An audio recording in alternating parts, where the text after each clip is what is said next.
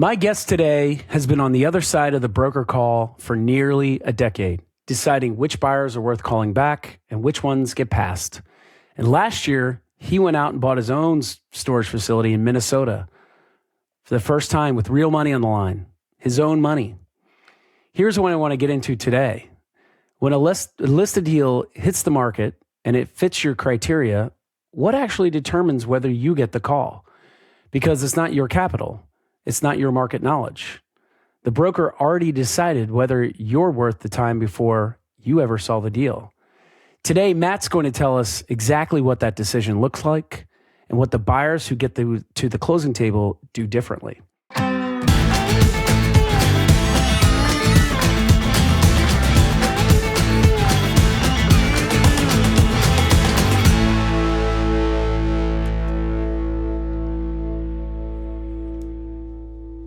I'm Joe Downs. Welcome to the Storage Moguls podcast.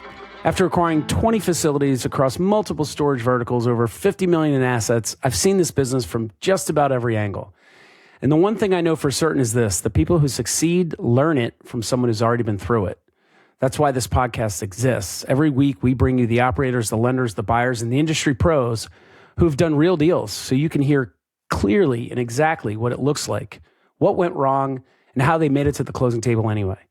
Because as Storage Moguls, we do one thing better than anyone. We take people from zero self-storage facilities to their first one. That first deal is the hardest one you'll ever do, and it's the only one that changes everything. But I'm fired up about today's conversation and my guest. Matt Rosendale is a broker with the Lindsey Self-Storage Group, a firm founded by John and Alan Lindsey with a specific mission to help people enter and succeed in self-storage. So our interests are very aligned there. Matt has spent over a decade in this business representing sellers, connecting buyers, and living inside the deal pipeline. And last year, he went out and bought his first storage facility himself, as I mentioned. Matt, welcome to the Storage Moguls. Awesome. Thanks for having me, Joe. I appreciate it. Excited to be here. I'm super excited for this as well. I've known you for a long time, so love. I'm gonna come at you from angles you're not expecting today, Matt. So cool. I like it. You ready? I'm ready. First, as I told you before we started here, I'm going to ask you a couple true false along the way. There are right or wrong answers, though, Matt. This is not an essay question. All right, you ready? I'm ready. Bring it on. All right. You're on. I mean, there's a lot online for you here as a broker. You know that. You really need to get these right. I really don't have a great rebuttal to that, other than I'm just going to do the best I can, sir, just like I do with every listing I have. I think this one's going to start with a little bit of a layup for you. All right, we're going to get warmed up. True or false? In most self-storage transactions, the seller pays the broker's commission, not the buyer. True. All right, you were 1 for 1, Matt. The broker commission comes out of the seller's proceeds. Typically, I would say it's like 98% of transactions. Yeah, I would say the majority of them. Yeah, for sure. Going around a broker doesn't save buyers money, which is what some buyers think. It removes the person who knows how to close the deal. So, All right, Matt, walk me back. Well, let's say this. Every guest has a path, and the path always tells you something about how they see the business, right? Everyone I bring on here. I want to understand, walk me back. What were you doing before brokerage? Before you got it, were you in self-storage before you were a broker in self-storage? Were you a broker before you were in a self-storage broker? How did you end up in self-storage? What was the moment you realized this asset class plays by different rules? So I didn't have any experience in storage or real estate before I got into it. I actually went to school for teaching as a history teacher. So clearly I'm using my degree as it was intended. And I taught for Did you ever teach history? I taught for about 7.5 years. Yeah. What did you teach? I actually never got a full-time gig. Self-storage history? Yeah, right. No, lots of other history, but almost everything in the history realm for high school and middle school. Do you specialize? Like, was it world history? Is it European? Is it? Normally, yes, but I graduated in 2008, so there weren't really any jobs out the gate. So I started substitute teaching immediately. So I had a ton of long-term substitution jobs for teachers that were out for, having a baby or other various reasons. So I never actually had like a full-time gig. It kind of got to the point where if I leave, I need to do it now because there just hasn't been that opportunity. And I actually worked as a server, serving tables at night too. So I was like double duty for 7.5 years. So after that, I actually met a gentleman at a table I was serving who worked for a industrial gas company. And I applied for a sales job there. He got me in, started doing sales there, ended up in Lancaster, PA, and by happenstance had a neighbor who was in self-storage and said, hey, you do sales. You want to make cold calls and get into real estate and do self-storage? I was like, sure, I could do that. No problem. I didn't really know what I was getting into. Ended up interviewing, got the job with my first brokerage firm. And I think it just allowed me to go in with no experience in real estate, no experience in self-storage. So I was super fresh-minded and learning everything for the first time. Experience teaching and experience serving. And sales, yeah. And industrial gas sales. Right, and sales. Don't underestimate how much that played into the success as a broker. Yeah. No, I that's fair. And I would tend to agree. But at least the storage aspect was totally fresh face. So I could come in with a totally blank slate. And just that, well, obviously that's what I did and learned from there. Yeah. No, and that's when I said in the opening, a lot of our interests align, that the fact that you're with the Lindsey Group and the fact that we do what we do. We tell people all the time, you don't need experience in self-storage to come into this business. You need all the other stuff, the intangibles, the stuff you can't coach, right? The stuff you can't teach or we can't teach. The desire, the will, the grit. In your case, as a broker, what suited you was the ability to teach. Right, because I'm sure you're doing a lot of educating especially with first-time buyers about the process. But then as a server and in sales as well. But I'm thinking about the server part more than even the sales. The sales, sure, your broker likes that, but the service part, the customer service part, how to handle people, talk to people, whether it's getting a listing or facilitating the buyer. That think about the situations you dealt with in restaurants, right? Yeah. And calming people down and making you laugh like they're. Hey, I worked in a casino, so I saw a good amount of things. But all those are all the intangibles, and this is what I try to tell people all the time. We'll teach you the industry knowledge, the industry stuff. What I can't teach you is what you're bringing to the table already, and people completely discount it. And a lot of times, that's more important. All right, so Lindsey Group. You were at another brokerage before it. What drew you to the Lindsey Group? What's their mission? Who are they? Yeah, that's a great question. So my about 3.5 years ago, 4 years ago, my wife and I decided we wanted to move south, specifically South Carolina. We had some family down here, and her parents were going to be moving down here when her dad retired. So we said, if we're going to do it, we got to do it now. The kids are going to be getting into school soon. We wanted them to have some type of consistency with their school. So I reached out to John. I actually knew John Lindsey from going to a couple shows and, talking to him there, knew about what, he had done with Lindsey Self-Storage Group, him and his brother. So I gave him a call and just said, hey, I'm moving south to Charleston. My current firm doesn't operate in the South, only in the Northeast. So is there any potential opportunity to join the team? And he said, sure. And we had conversation, spoke to his brother about it, joined the team not shortly after that. And really, honestly, what drew me to it is, John and Alan are genuine, awesome, good guys, great to work with, great to work for. And they care about us on our team, not just from the brokerage side of it, but as a person and as a human being and as a family. So there's a lot of emphasis on, hey, you've got a wife, 2 kids, 3 dogs, like that, that comes first. So it wasn't just all brokerage. Of course, that's important, right? But I really kind of was a big part of it. It's just a great atmosphere, great team to be a part of. We all get along and have a good time. That's great. And their mission, so they're very family oriented, which is that sounds awesome. Where are they in the industry?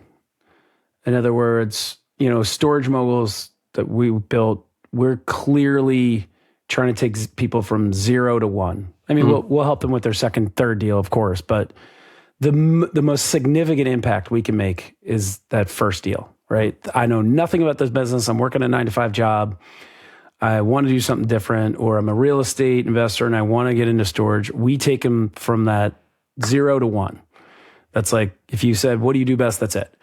Where does the Lindsey Group fit into the whole equation, do you think?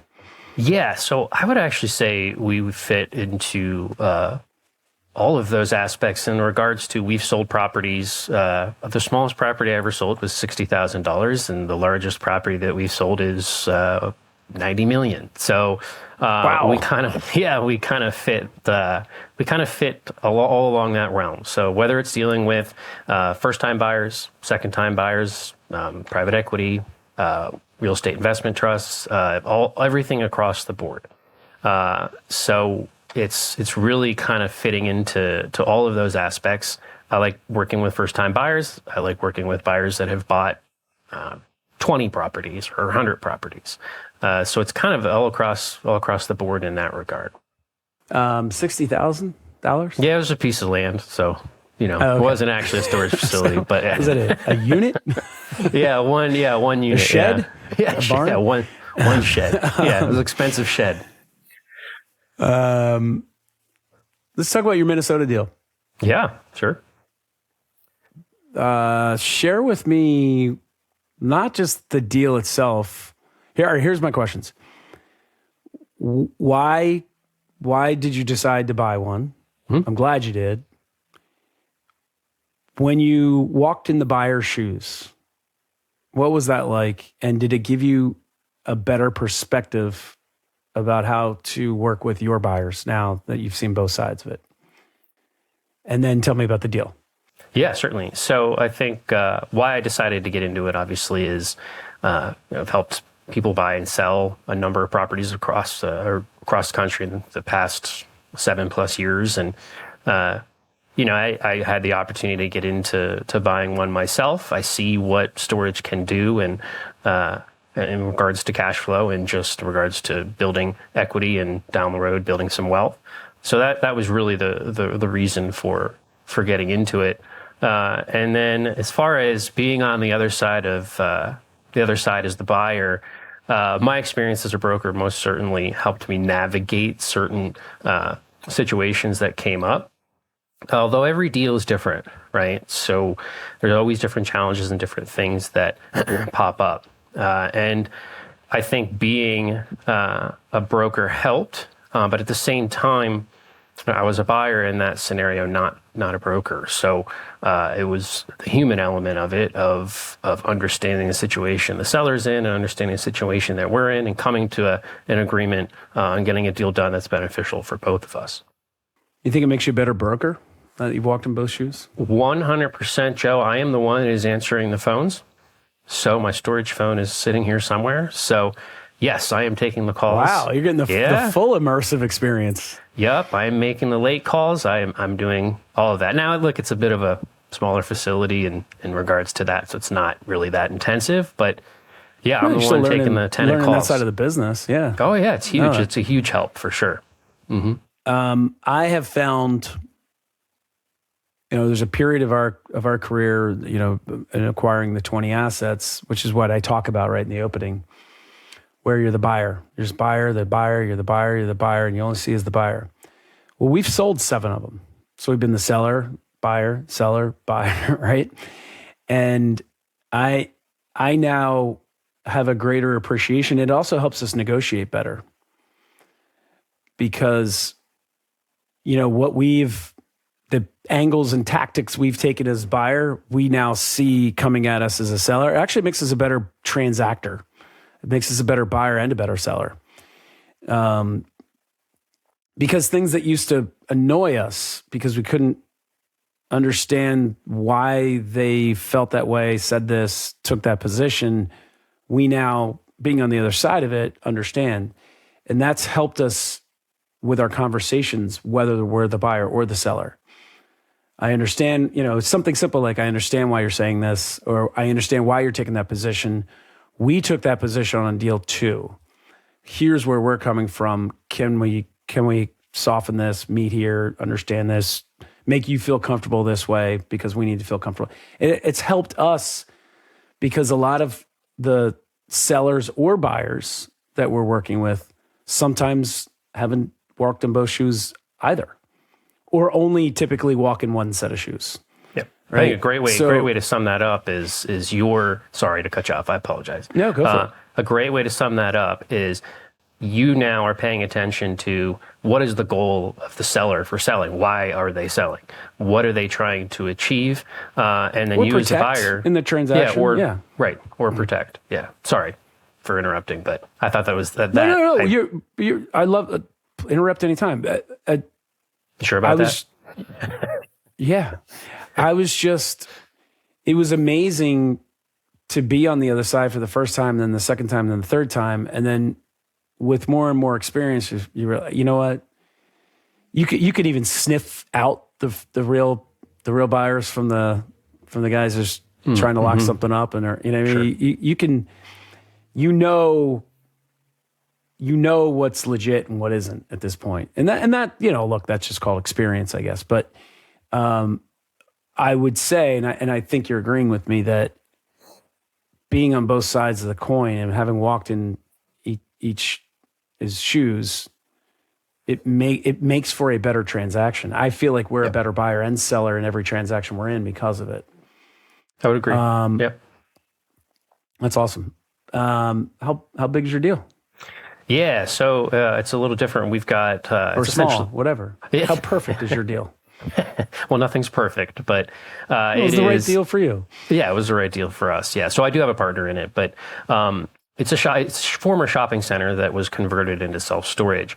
But we also have 2 retail tenants. We do have a dance studio and then a franchise gym, which we actually just bought the gym, so we own the gym business too. So we own storage. Oh my goodness, and you're making all the rookie mistakes. I actually think it'll be I think it'll be good for us, but it's totally not what I was expecting. But I think it's a good opportunity.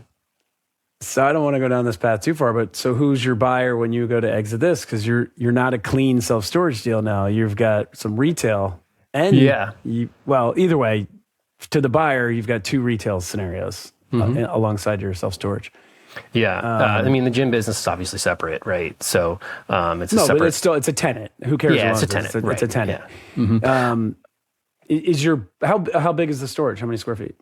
It's about 9,500. So it's a little small. It's all climate control, though. So this is all small little thing. Okay, so you're not looking for an institutional buyer anyway. Your buyers, most likely not. Yeah, our buyer's probably regional buyer or someone local. Yeah.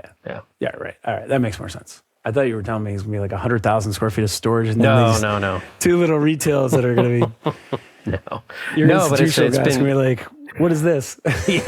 No, but it's been a great opportunity for us so far. It's been like you said, a great experience on the side for helping with brokerage just in general, and the little things that pop up that you don't normally think of. But yeah, I think it's been it'll be a good deal if we exit. Very cool. At some point. Very cool. All right, Matt, true or false? Okay, I'm ready. You ready? Yes, sir. True or false? Self-storage has a lower loan default rate than any other commercial real estate asset class. True. That is true. You're 2 for 2, my friend. Lowest default rate in commercial real estate, even through 2008 and 2009, which was maybe the worst years in commercial real estate ever. Mm-hmm. And because of its low overhead, month-to-month leases, and sticky tenants, as you well know, Matt. Alrighty.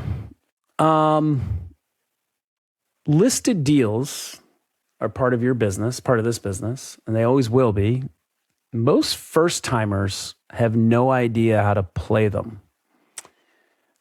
We encounter this all the time. They don't know how to brokers. They're they don't know how to talk to brokers, excuse me. They're scared of you guys, actually. A deal hits the market. It fits your criteria. You reach out, then nothing.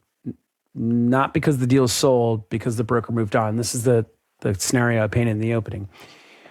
Matt, walk us through what you're actually evaluating and what the buyers who get the deal do differently. Because I'll be more descriptive in my setup for you here.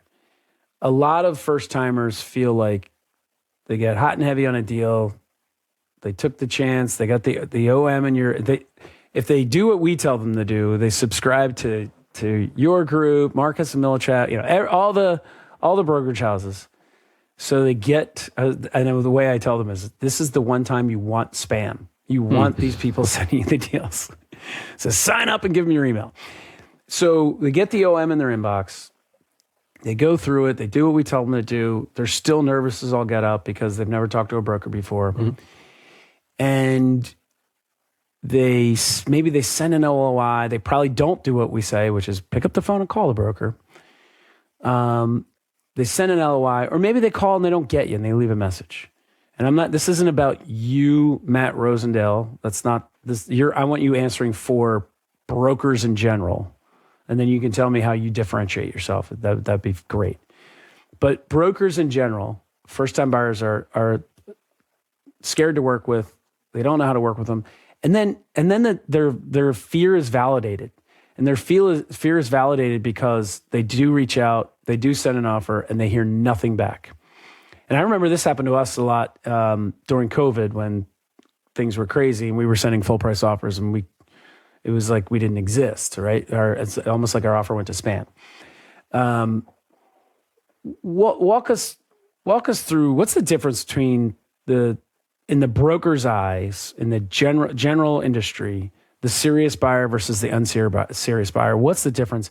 How are brokers typically determining who I'm going to spend my time with on a deal where I have the listing? Yeah, a lot there. So as far as determining like serious buyer versus someone who's not serious, obviously if we've got a previous relationship with that person, then let's say we don't. Okay. I want the first time, no relationship. Yeah. So first time would be if there's a listing out there, call me. If you email me, I will eventually answer, but I'm not going to be as communicative through email as I am on the phone. So is that you or is that brokers in general? And I'm asking it to speak for all of them, but sure. What's your take on that? Generally speaking, I would say, in my opinion, that for most brokers, being on the phone and talking with them is going to be more of a long-lasting impression of that person on whether or not you want to, number one, talk to them again, number two, do a deal with them, and number three, put them in front of a buyer to get a deal done. Texting and email is fine, but getting on the phone and actually chatting with someone is totally different than so that's a game changer.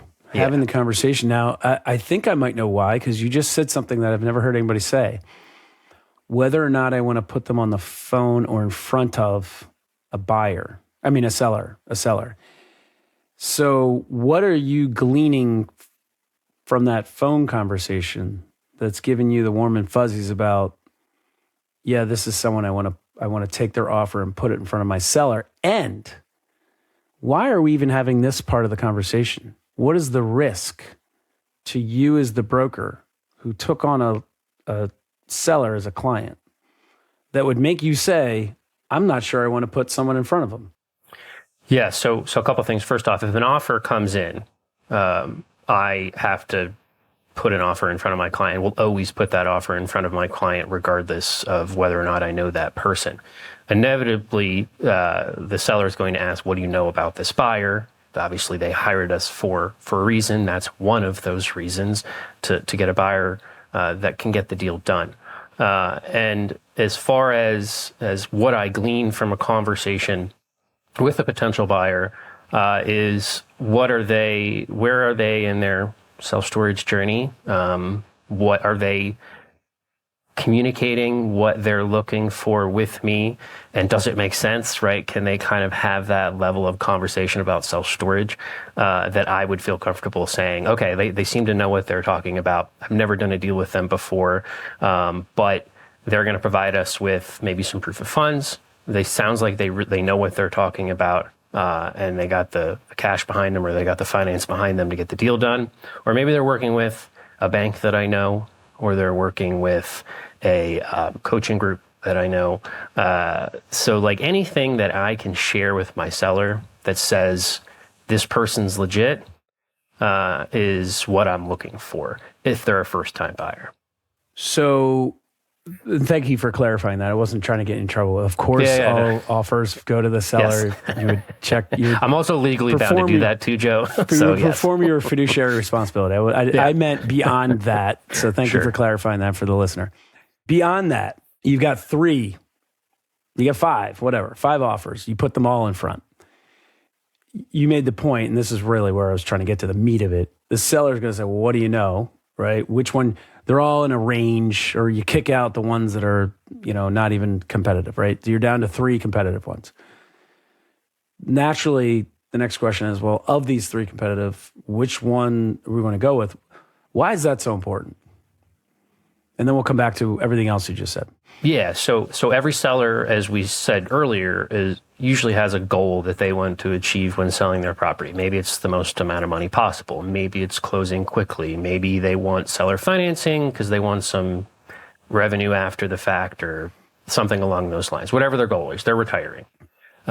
So whatever, most of the time, the most important though is actually closing. Like that, well, I was just about to say that. So you beat me to it. Yeah. So, so really what they're looking for, as you just said, I was just about to say it. I promise.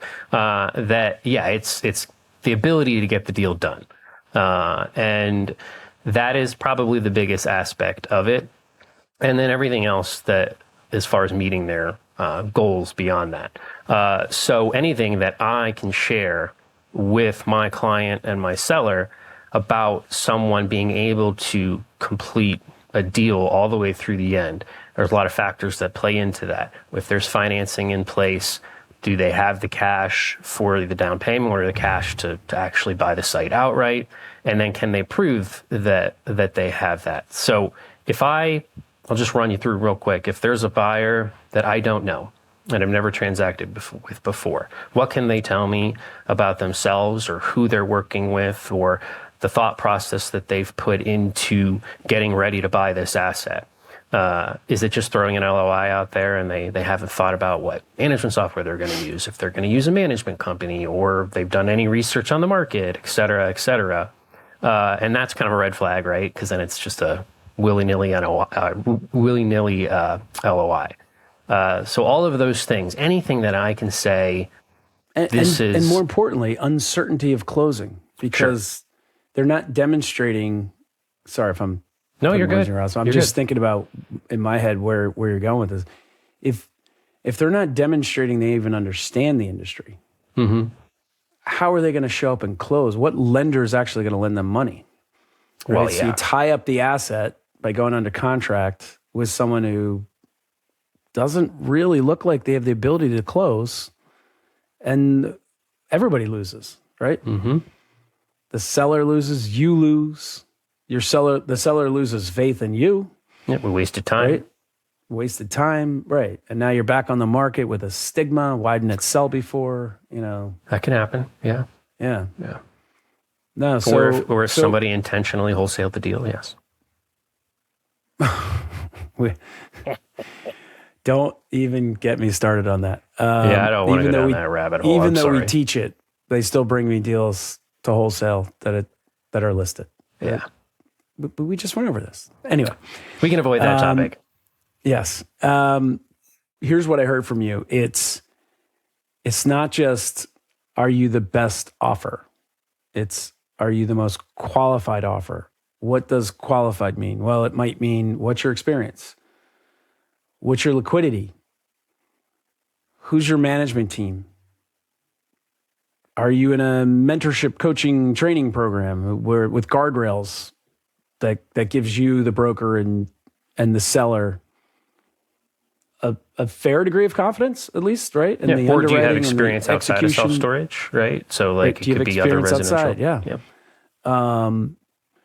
Do you, it doesn't even have to be in real estate, by the way, right? Sure. Do you own a Yeah. business? Are you successful at that business? Have you demonstrated a track record of success at that business, coupled with cash, liquidity, the ability to get financing, and a coaching training program? So there's a lot of variables that make up you as the profile, or make up your profile as the buyer, is what you're saying. And it's not just first-time buyer is you're out, and it's not just that's one end. On the flip side, it's not just the highest price, highest offer. Right.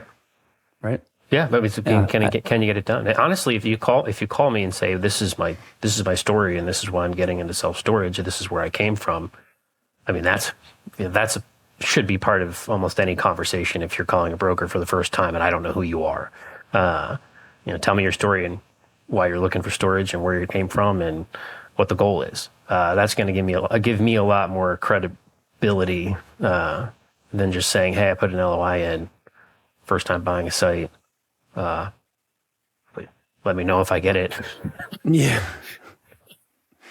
Maybe participate in the process. Yeah. Matt, I'm sure the Lindsey Group does not have this problem, but let me ask it anyway.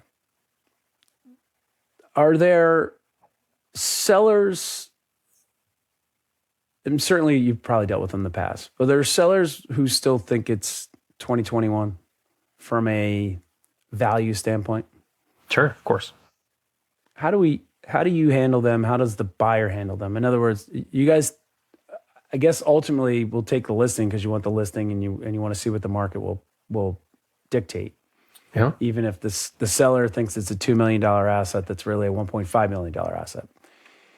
How do you handle that? What do you do with that listing? Does it come out at $2 million? And if so, what's the conversation with the seller around expectations? And then we're a buyer. Or it's a student of ours. They run the math. We check it. They run the due diligence, I should say. We check it. It's a $1.5 million deal. Do they submit the offer? Yes. Walk me through from the seller to the buyer and how it's all handled. Yeah, sure. So when any valuation or broker opinion of value that we do, we're going to give our opinion on where we think this would shake out in the market, today's market, right? And sometimes that does not align with what the seller is trying to achieve. And in that case, there's really kind of a couple choices there. First one, maybe now is not the best time to sell. Here are some areas that we can give you that we think that you can improve your value. Let's revisit it in 6 months. Let's revisit it in a year and see if we can get you closer to that number and then take it out to market. Or in some scenarios, depending upon the story or the market, maybe we are willing to stretch slightly and see what the market can bear. And then in other cases, I just don't get the listing and they either go somewhere else or they just wait until they think they can get that number. And then as far as the last bit of your question there, on whether or not you should submit the offer, yeah, just put the offer in. As we talked about earlier, I'm going to submit every offer to my seller, and you can't be in the game if you're not actually in the game. So I want to paint that scenario very clearly, though. The seller wants $2 million. Mm-hmm. They wanted to list it. You're going to take the listing because you'd be foolish not to. I'm sure you're having the conversation around, hey, let's see what the market expectations are. I know what yours are, but let's see what the market is. You come out with a listing, it's $2 million. You've done the underwriting to the best of your ability, but you got to make it look like it's $2 million, right? It's really 1.5 the way we all see it. Your internal underwriting might even suggest that, right? But you have to do what you have to do for the client. You still want offers submitted at 1.5, not just because we want to lowball, but because that's really our true, comfortable underwriting normal process we go through. It says it's in that 1.5-ish range. You still want that offer. right?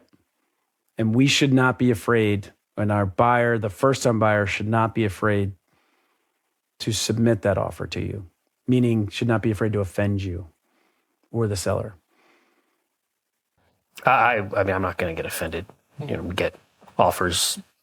There's always lowball offers, right? I'm not saying that that's necessarily a lowball offer, but I would just put the offer in and see what happens. How would you suggest the buyer put that offer in? Is there a conversation that happens? Yeah, so that's a good question. So I think if we were to put said property out at $2 million and maybe the expectations were 1.5, and the buyer's like, well, I think it's worth 1.5. My response would be, okay, well, feel free to give me some reasons why you think so. And then if you want to put an offer in, I would suggest that you put an offer in. But I'm never going to reveal that. Right? My job is to get them the best price possible, right? And also guide them through the deal and get the best buyer possible, right? So I'm never going to say, oh yeah, they'll take that, right? Like that's never going to be a scenario. So it's you put your best foot forward and we see if we can make a deal happen. You think it's valuable to have that conversation? I think it's valuable. What we've learned over the years is, and Jack, I think, who's my head of acquisitions, as you know very well, I think does a great job with this. Just calling to say, he might call you, Matt. I'm sure you've been on the other end of these and said, hey, my underwriting's taking me to 1.5. What am I missing? Right? Isn't that, do you as the broker appreciate a conversation that unfolds like that versus, I don't know where you came up with 2 million. There's no way this thing's worth more than 1.5. What are you, an idiot? Your seller's a moron. Yeah. Take my offer now. Isn't it a different kind of conversation? Yeah, 100%. Doesn't that give you ammo for the seller to say, look, I got 3 offers in the 1.4 to 1.6 area, and the conversations I've had with one of them was this, and I didn't have good answers as to how we arrived at this because these are aggressive assumptions. Or maybe it's not that. Maybe it's, hey, maybe that leads to a, we could get closer to your number if you consider seller financing because they can make these concessions that the lender is the reason that we can't get here because the DSCR, if we want to do it. I guess what I'm trying to say, I want the listener to hear you say and really elaborate on, let's have a conversation. Don't just send me blind offers. Give me the logic, the reasoning, the conversation, because that's something I can then have a conversation with the seller. But if I don't know any of that, it's just a lowball offer with no reasoning and logic behind it. Is that fair? Yeah, that's fair. I think, so yes, I've had those conversations with Jack, and I've had those conversations with plenty of other buyers, and there's no call, and if you look at the OM and the financial data and you're like, hey, I think this expense would be this, et cetera, call me. We have that conversation and we see, what each other thinks about it. And then the other side of that is, it is great. And this is what I'm looking for from buyers as much as they can possibly provide. I want feedback, right? If I send you a deal or you see one of our listed deals, any feedback that you give me is relayed to the seller. Whether that's good feedback, bad feedback, whatever it might be, I want feedback because that gives me something that I can go back to my seller with, right? So yeah, I think those conversations are most certainly important. And, me providing as much feedback as possible is just going to be helpful for me to do my job. All that feedback comes from preparation. Mm-hmm. And look, we spend a lot of time, earmuffs, Matt, but we spend a lot of time, Storage Moguls, talking about off-market deals, right? Sure. But, I bet you 50% of our deals, close to it, come from, listed deals, guys like you. So you have to, it's a major part of the business, folks, and there's advantages. advantages and disadvantages to both listed and non-listed. But one of the advantages to listed is a lot of the work is done for you, and now you're just trusting and verifying a lot of the due diligence. So it gives you the ability to be prepared to have these conversations we're talking about right now at a much faster pace. Because I'm taking the work. Sorry. Yeah. To add to that quickly, if you're calling me and we say we are your first time buyer, we haven't dealt before, and you're picking apart the OM, it shows me that you actually spent the time to go through the data and actually work it, do the underwriting. And then I'm like, all right, well, this gal knows what she's talking about or what he's talking about. And I can probably trust their assertions a little bit more now. Now I'm a little bit more intrigued about them being a potential buyer down the road. They're actually looking at the deal. It's an opportunity to demonstrate that your new knowledge as a new buyer to a broker, and that's part of building a relationship. Even if this first deal doesn't work out, or there's a buyer that's further along or better offer and experience, you've now just demonstrated to Matt that the next time you call about one of his deals, hey, this is someone that you're not knows what they're talking about. Yeah, they're not full. They're not just slinging. They're not an LOI slinger, and we've seen them before too. And I'm sure you've seen a lot of them. Yeah. So, folks, look, listed deals. You just heard from Matt. They reward preparation, and part of that preparation is reading the OM and understanding it and verifying or asking questions, poking holes, respectfully, but in a way that is collaborative. And they reward speed. They reward buyers who are the easiest to say yes to. So, and I'm not perfect, man. There's been times where someone pointed something out and I'm like, all right, yeah, usually minuscule, but I missed that, right? So, yeah, I'm not perfect. I'm trying to think of examples where we've caught you lying brokers in dastardly evil acts of making mistakes. Or just overlooking something like, sure. Hey, I think it snows more this time of year, or the seller was plowing his own snow. I think we need to increase this budget here, and that's going to, something like that, which isn't. That's why I said all that a second ago. It's as a joke, obviously, but you heard it from Matt. And they're not perfect, but they strive to be. Mastery is not a destination; it's a journey, and they're reasonable people to work with. And the more you want to talk to them and demonstrate that you appreciate the Picasso that they sent out to 5,000 people, look, they're lonely people. He's telling you he wants to talk. So you heard it right here from Matt Rosendale. You want to give out your cell phone while you're at it, Matt? I have no problem doing that. Well, actually, you guys do that. We'll give you an opportunity at the end. True or false, Matt? I'm 2 for 2, right? You are. This one might get you. All right. True or false? First-time buyers regularly outcompete institutional buyers and REITs for storage deals. Are we talking collectively across the entire country?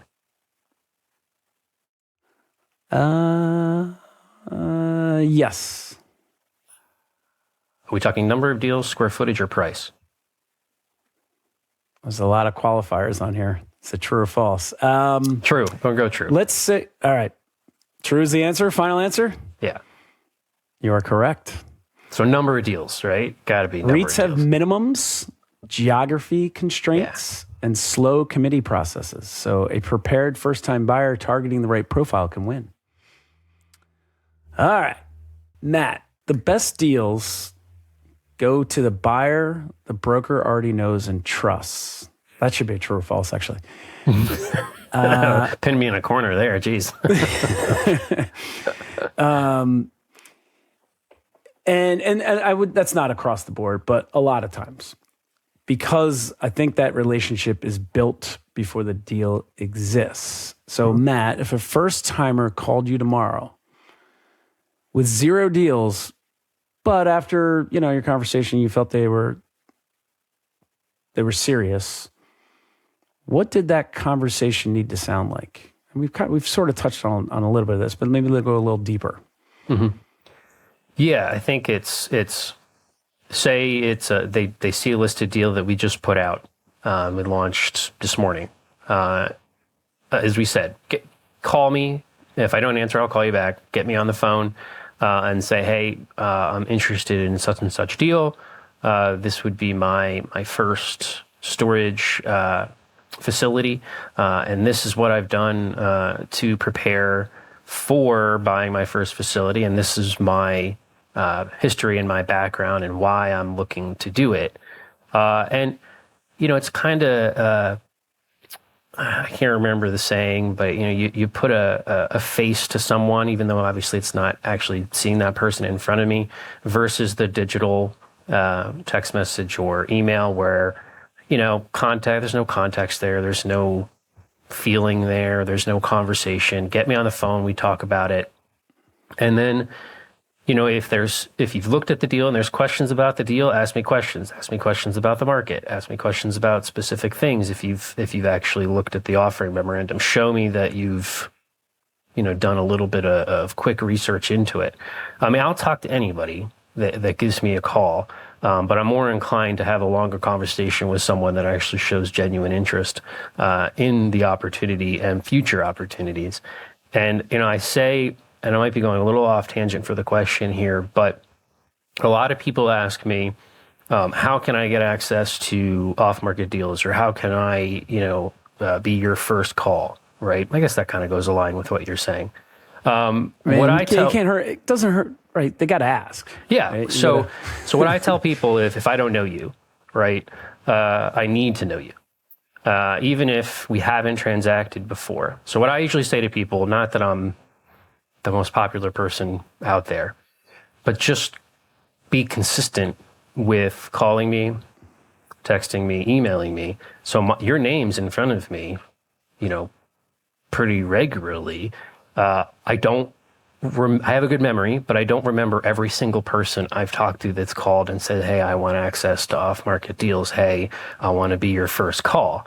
If you've only called me once and texted me once or emailed me once, I'm sorry, but I'm most likely not going to remember that conversation a year from now. But if you're calling, texting me, not being annoying, but if you're calling, texting me, emailing me, keeping you in front of me for a period of time, yeah, I'm gonna, human nature, I'm gonna remember who you are. And I'm probably gonna remember our conversations, and I'm probably gonna remember what you're looking for. So when a deal comes up, say, oh, this would be a good fit for so-and-so. So I know that's not necessarily answering your question in the sense that it's the deal we listed, first time buyer calling me now, but that phone call that deal may not work, but we've had that phone call and there may be a deal later down the road that does work. And now you've had that conversation and we can have more after that. Does that make sense? Yeah, no, totally does. Should they be prepared to, let's say that's first deal, by the time they call you is already under contract. Could be. Mm-hmm. Should they be prepared to talk about their capital and equity position, the target markets they're looking at, the asset type, the size, size and equity, I guess, kind of work hand in hand. Yes. For the most part. Timeline, decision authority. Do they have investors? Is it their money? Is that all part of the first conversation, or is that for later? I think it's okay to have it in the first part of the conversation. I mean, I would suggest probably doing that, because if you were going to put an offer in on a deal, those questions are going to come up anyway. Because as we said before, I'm going to have a conversation with my seller. They're going to say, do you think this person can get the deal done? And I'm going to say, well, this is what I know about them and how they're structuring what they're doing. And if I don't know that, I'm going to ask anyway, right? Because if we have a formal offer, we're going to go back and ask. If it's an offer that they're considering, of course. All right. I wish I should. I'd like to turn this one into a game. Let's do 100 buyers, 100 brokers surveyed. You ready? Wait, was this a real question? Real, true, false question? I'm going to see how many of these you can get. Oh, 100, okay. 100 brokers surveyed. I did not survey 100 brokers. Okay. Top 5 answers on the board. What gets a buyer blacklisted? It's like a Family Feud question, right? That's why I said 100 burgers. Yeah, right. Oh, well, over my head, huh? What do you got? I would say circumventing the process and going, well, two. I'm going to say two. I'm going to cheat. I'm going to say two. Circumventing the process. It could only be one number one answer, but go ahead. Circumventing the process and going directly to the seller. So trying to go around the broker to the seller is it's got to be top two. I would think so. All right, what's your second one? I would say for me, we've already alluded to it, my biggest one is putting something under contract with the intention of not closing, but actually wholesaling it and assigning the contract to somebody else. Yeah. Pet peeve, everything under the sun. All right. Give me, I would say those are the top two. Give me what you think are a couple others. Just think about the worst buyers you've dealt with. Yeah, lack of communication, right? So if we've sent you a deal and I don't hear anything for a week, 2 weeks, I'll usually follow up before that. But if I don't, and the follow up, I don't hear anything. If there's that lack of communication, that gives me absolutely no or very little incentive to reach back out again. For whether it's a listed or off market deal or some opportunity. Like the buyer that wants everything and then never responds, right? Yeah. Yeah. And the feedback, honestly, like we said earlier, the communication isn't just, hey, hi, how are you? No, we're not interested. It's, why are you not interested? Give me a little bit of feedback, right? Now, if it's real quick, like it's just not a market we're looking, okay, fine, right? But give me that feedback, please. True or false? The majority of storage deals that fall apart do so after the LOI is signed, not before. True. True is correct. Yeah. I'm 4 for 4. Most deal mortality is in due diligence. Environmental, title, financing, cold feet. The LOI is the starting gun, not the finish line. I like that. Matt, how can we get in touch with the Lindsey Group? Yeah, certainly. So for the entire group, you go to our website, lindseyselfstoragegroup.com, or to get with me directly, happy to give my phone number. My email is Matt, M-A-T-T, at lindseyselfstoragegroup.com. And if you want, did you spell Lindsey? Yeah, sorry. Yeah, Lindsey. It's the old Lindsey. Is that I think Lindsey Buckingham was EY or something like that. Anyway, I don't know who that is. Ouch. So I did date. I was just about to say, did I date myself? Yeah. Well, you are younger than me. You probably never listened to Fleetwood Mac. Hey, okay. I just turned 40. I know Fleetwood Mac, but I just turned 40, so I'm not, I'm not a spring chicken anymore. All right. Cell phone? Yes, no? Yep. Or you just want email? No, cell phone's fine. I don't mind. Area code 484-695-0872. Held on to that PA number. I love it. Yeah, it's been my number since high school. Wait, high school? Where'd you grow up in PA? I grew up in Allentown. Oh, okay, yeah. I was going to say, it's the 610 is Philly's 215, 610 is the suburbs, and 484 was like you were from the boonies. So that makes sense. 484 was the new one, right? Like it was the one when they had too many 610s out there, so then they did the 484. Exactly. Yeah. Exactly. When they had to switch to actually putting an area code in. I remember when you didn't have to put an area code in. I grew up without an area code as well. In fact, my first 3 numbers of my phone number were letters. Or first 2 were letters. LA like a rotary phone? Yeah, but it was LA. Which was 52. So then it became 525. But it was LA 5. Anyway.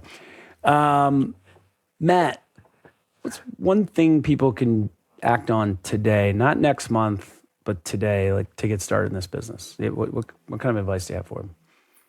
Yeah, I think it's getting out there, doing some research, joining some groups that are self-storage centric, maybe joining a coaching group or a mentorship group that can help you through the process of educating yourself first about self-storage and maybe some of the nuances that come with that, even if you're coming from a different real estate asset class. Every class is a little bit different, so there's definitely important to learn the nuances of it. Can't tell you how many times people have called me and said, well, it's just easy, right? You buy it and you get a check in the mail, right? Like, no. There's a lot more. I play golf with the guys. They were, real estate guys, developers, but I was thinking about building self-storage. I might do that over there. I was like, well, who's going to advise you on it? It's just a bunch of metal buildings with doors on them. Good luck. Yeah, I've gotten that one too. Yeah. Definitely a little more to it than that. There's nothing you need to know other than that. Yeah. Okay. All right, Matt, are you ready for the last question? Yeah, bring it on. All right. So, I want you to think about this one before you answer. There's a book called Be Your Future Self Now. Are you familiar with it? I'm not, but I have a feeling I probably should be. I highly recommend that I always say read, but I'm a hypocrite. I listen to almost every book at this point. So listen or read to Be Your Future Self Now by Dr. Benjamin Hardy. He was, by the way, a co-author to Who Not How with Dan Sullivan. I'm sure you've heard of that book.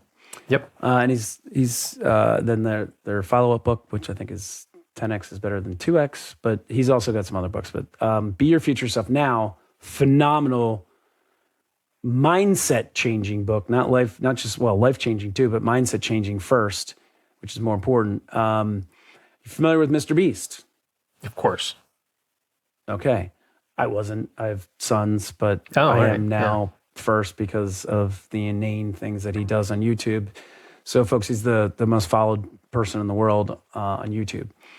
And that's basically what the book is about, right? Especially the beginning of it is his life story, which isn't that long because he started as 17 and he's crazy, crazy famous at 27, or maybe he's 28 now. So it's only been 10 years. But the idea is that he taught us all, accidentally, on purpose, who knows? He was 17. But what he taught us all is that you don't wait to become the person you want to be. You start acting like that person today, right now, from where you are. So 5 years from now, Matt, what are you doing? Not what do you hope you're doing? What are you actually doing? Where are you? You bought one storage facility so far. So what does your portfolio look like? What does your life look like? And what are you doing? So first get that picture in your head. 5 years from to now, if you got a genie, what does it look like? Right? You get your wishes. You got that image? I do. All right. I want you to tell me what it is and what are you doing today, right now, to make sure you actually end up with that image you have in your head. Yeah. So I'm going to do a little personal, professional. So personal, I be the best husband and father that I could possibly be today, 5 years from now, 10 years from now, until I'm gone. So what are you doing today? So that is just something that is 5 and 10 years from now. Yeah, well, it should be, right? What I'm doing for that today is spending more. You don't have to answer this part, but I want you to think about it. Okay, fair enough. Because that's an awesome picture to paint, but you got to start acting that way today. Yep. So whatever that means, being the best father and husband, right? You're welcome to answer, but I don't want to put you on the spot like that. But well, I think part of it is the professional question too. So as far as you said, I own one property now. So 5 years from now, would like it to be. Would like it to be. Yeah, I know. That's the best. That's not the best way to say it. Yes. Yep. No, I need to read the book. What is it? What is the picture when I said 5 years from today? Was it 100 facilities? Was it 20? Was it 5? Yeah. 5 years from now is 5 facilities with decent cash flow, and then brokerage wise, it's try not to use too specific, but sales volume maybe. Yeah, I mean it would be sales volume. Yeah, it would be I don't want to go into the nitty gritty details of the sales volume, but it would be continued and improved sales volume. Okay. So what are you doing today to make sure you have 5 facilities in 5 years? Yeah, so working with my partner on what our plan is to do each year for that, and set out that plan. And then on the brokerage side, honestly, it's networking, making calls, and making sure that I'm relevant in the space, and that I'm the go-to person for someone that is looking to buy or sell. All right. So you had a personal one I didn't want you to disclose because it's a little too personal. And then a business one with sales volumes that it's fine that you don't disclose it as long as you can know what that looks like in your head. And then the portfolio one you did disclose, which is great. There's nothing to hide there. I just want to make sure, Matt, first of all, read the book. I'm going to read the book. Second of all, it's one thing to say, I'm going to plan, I'm going to do this. It's another to do it. Mm-hmm. And the whole point of this is Mr. Beast set, I don't know, do you know what he did? I don't know his story. He recorded 4 videos and he set them to be released in the future. 1 6 months, 1 at a year, 1 at 5 years, 1 at 10 years. The 10-year was released last October. That's why I said he's only been at this for 10 years. He set goals. In 6 months, I hope I have this many followers. In 1 year, this, 5 years, 10 years. He absolutely crushed every single one of those goals because he set them and he made them public because they were set to be released in the future. And then he went about making sure he achieved them, but he didn't just achieve them, he crushed them in a fraction of the time for each. And that's the power of this whole exercise in that book. Set these goals or paint your future. And then today you say, what do I need to do to achieve that? And when you start doing that today, you will crush those goals. That's acting today like you've already done it, or that you are that person, or you do have that portfolio. That makes a ton of sense. You need to start acting today like you own 5 self-storage facilities. And if you own 5 today, what does your day look like? What does it look like for you to own those 5 or to have acquired those 5? No, that makes a ton of sense. Yeah. I'll be checking back with you, Matt. I'm going to buy the book. I'm not really an audiobook guy, so. All right. We'll read the book on the beach somewhere, but I'm going to be checking back with you the next time we have you on. And I'm hoping now, and this is not going to be a reason for you to not come back on. Because I'm going to hold you accountable. But that's the beauty of this, is you're holding yourself accountable because you're the one that painted the picture. And now it's just a mindset shift of, okay, well, I'm going to be that person. This is what that person does then. And I'm going to do that today. So, and that's the beauty of it. It's not hard. So when I have you back on, I'm looking forward to seeing how you've already started to accomplish those goals and what you're doing and how your life is different. So, and I know that the listeners are going to be looking forward as well. So you can't go more than a year without coming back on, or maybe about a year tops. We're going to have you back. All right. Sounds good. That means I at least did a good enough job to come back, huh? Oh, Matt, of course. Because you're not just a broker telling people to work with brokers. You bought a facility yourself. You sat on the other side with your money on the line, and that changes everything. And it changes everything you said today. So, of course, I'm going to have you back. So, folks, go to the LindseySelfStorageGroup.com. Get on Matt's radar. Email Matt at, was it Matt at LindseySelfStorageGroup.com? Yep, Matt at LindseySelfStorageGroup.com. Yes, sir. Matt at LindseySelfStorageGroup.com. Also, go to StorageMoguls.ai to learn how to buy your first facility the right way, and then we'll teach you how to do it using Matt. That's Sounds great. Every week on Storage Moguls, folks, we're talking about self-storage, boat and RV storage, pro storage, industrial, outdoor storage, truck parking, small bay flex, all of it at some point. So like, subscribe, and share based on something specific that hit you today. Folks, there's a seller out there right now who's ready.